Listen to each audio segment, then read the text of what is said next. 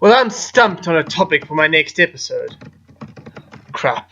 Who the fuck are you? I am Society Man. Wait, you mean that B-rated superhero who does nothing but enforce society's opinions? The very same. I'm here to check to see if you got your daily dosage of truth via the internet today. Sorry, haven't got time to go onto the internet. I got a video I need to get done. But something monumental has happened. What? Did Kim Kardashian break the internet again with her giant plastic wrecking ball? Haha, no. The internet finally decided that the Game of Thrones series is better than the books. What the fuck?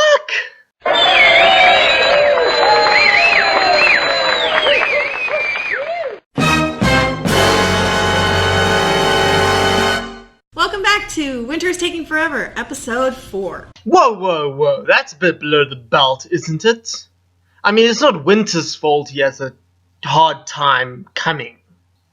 Jeez, you sound like my ex-girlfriend. It was an exciting episode, I thought. It was, the best the season so far? I was a fan. What are you guys talking about? Need I remind you that the title of your video is Why Game of Thrones is Finally Better Than the Books. I've got a lot of invested interest in this topic, so please just get to the point. Some stuff happened. Some nice reunions. A lot of reunions. A lot of, specifically brother-sister reunions. You guys aren't listening. Okay, fine. I'm going to assume that the reason you think that Game of Thrones is better than the books is due to this episode. So tell me about it, and I will debunk it as best I can. You got your Jon Snow and your Sansa reuniting, finally, after 5-6 years. That's so sweet. So nice. I'm so happy for them. The thing with reunions is that you can't have them for the sake of having a reunion. If it doesn't make logical sense, it's doing nothing but really pandering to the audience, and that shatters immersion in my opinion. I'd rather be immersed than happy any day of the week. So they get this letter, and now Jon Snow is off to war. Finally off to war. Yeah, he's gonna do it. Wait, that's only happening now? But that was the entire reason why Jon Snow was stabbed in the books. It was shown that he could not defeat Ramsay, so he would just doom the Night's Watch in the end by going off on this foolhardy war. And that is a much more substantial reason to stab him than him having some wildling friends. If the series was going to keep it in anyway, why didn't they just make it the reason?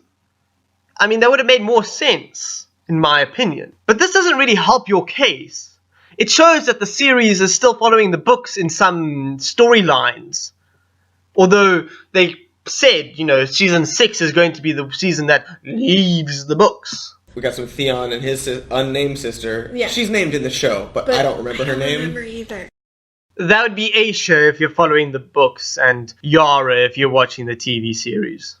It was not as nice. You're a spoiled little but you were my brother. She was such a dick. She was so mean. She kept being like, why are you here? And it's like, where else is he supposed to go? What am I gonna do? No, she's probably still bitter because he almost got her killed a couple of seasons back.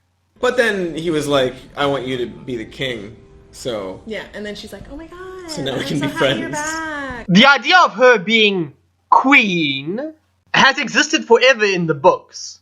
But I thought they kind of cut that storyline about season 5, and it wouldn't really make much sense to bring it back now. I mean, are they trying just to give the characters something to do in the interim? So, what is with Davos? I don't get that guy anymore. His priorities are way off. He's so mad at Brienne now. Yeah. Because she really, roughing in his face about killing Stannis. She was. Yeah, that's my fault, really.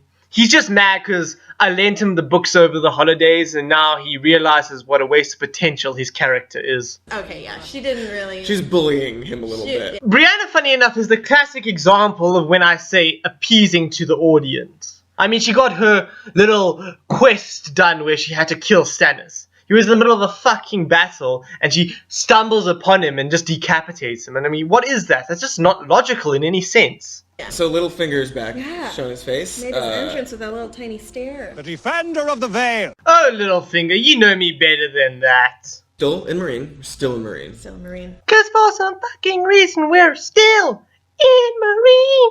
Thank you, everybody. I'll be here all week. And someone else is like, oh, you're the dwarf and you're the eunuch. And then they like look at each other like, this again. We're still a dwarf and a eunuch. We get it, right? Yeah, I got nothing but contempt for both Varys and Tyrion's stories in Game of Thrones. I mean, what are they supposed to be doing in Meereen? They are much more used to Daenerys in the Seven Kingdoms. Tyrion knows about his sister, he knows who's governing the kingdoms at the moment, he knows which lords will join Daenerys and which ones won't, and he's the heir to Casterly Rock. And Varys should be shooting people with crossbows by now. God damn it! And now, when is a series better when it takes two of arguably the most influential characters in the entire series and puts them into a dead-end storyline? I think that they hired one sitcom writer. Just every episode they're like, you get a scene. Yeah, and they're like, okay, and somehow make this funny, and he's like, farts! Glad to see you've also given up on the belief that Game of Thrones is better than the books. I'll take my trophy now. Speaking of unnecessary humor infused in the show, they start with a scene of Jorah and Dario. Unless you're going to tell me that the producers finally decided to stay true to the source material and give Dario a blue beard, I don't really want to hear about it. Trying to save Dany. Yeah. And they're walking along, and it's just like this weird, like, buddy cop, like, road movie dialogue. Nope, sorry, I'm done. I'm done. And now we are in King's Landing and seeing Queen Marjorie, who has been in prison for forever. Forever. I'm guessing your guy's favorite word is forever. Well, that's nice. My favorite word is adequate.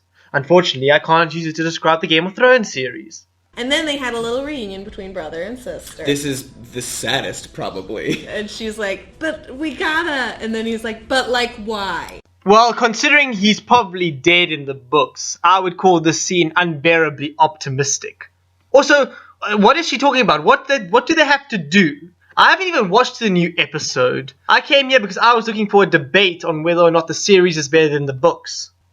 Unfortunately, it hasn't really turned into a debate yet. So we're back at Winterfell. Terrible, terrible Winterfell.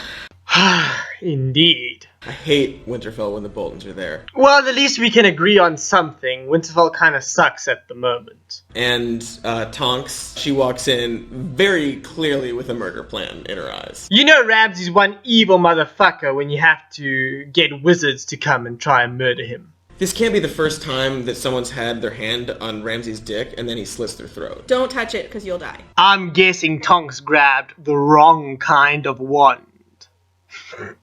Oh, that was so bad. It's like ripping off a Band-Aid. Like, if you do it real slow, You're gonna get stabbed in the throat. you're gonna get stabbed in the throat. And now HBO don't have to pair anymore. I call that a win-win. Burning down the house. We're back in the Sacred City. Again, that would be Vase Dothrak. They threaten Daenerys, and she's like, I wouldn't do that, and then they do. And then she remembers that she's fireproof. Then she burns everything down. Yeah. They all die, except for her, because she's fireproof. I don't know, I'd call that acting rather poorly in the face of an insult. Also, again, I haven't watched the episode, but why the fuck didn't they just, run out of the building? I mean, it's a fucking tent, isn't it? And then she walks out, and everybody's like... Her clothes die. Yes, with her. her clothes. Oh yeah, the nudity. That's the best argument you've made all video.